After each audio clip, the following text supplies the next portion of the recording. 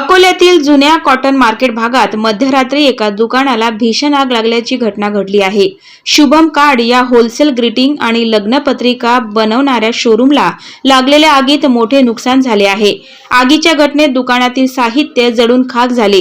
आग आटोक्यात आणण्यासाठी अग्निशमन दलाच्या 4 गाड्या घटनास्थळी दाखल झाल्या होत्या।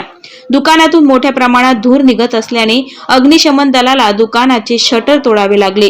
सुदैवाने आग इतरत्र पसरली नाही, मात्र ही आग कशामुळे लागली याची पुष्टी झालेली नाही।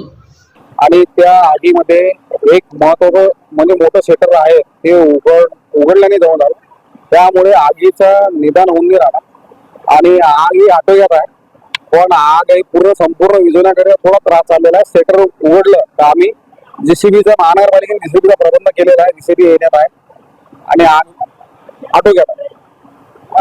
किती गाड्या लागल्या? आतापर्यंत गाड्या 4 गाड्या लागल्या, 5वी गाडी भरायला गेलेली आहे, ते येणार।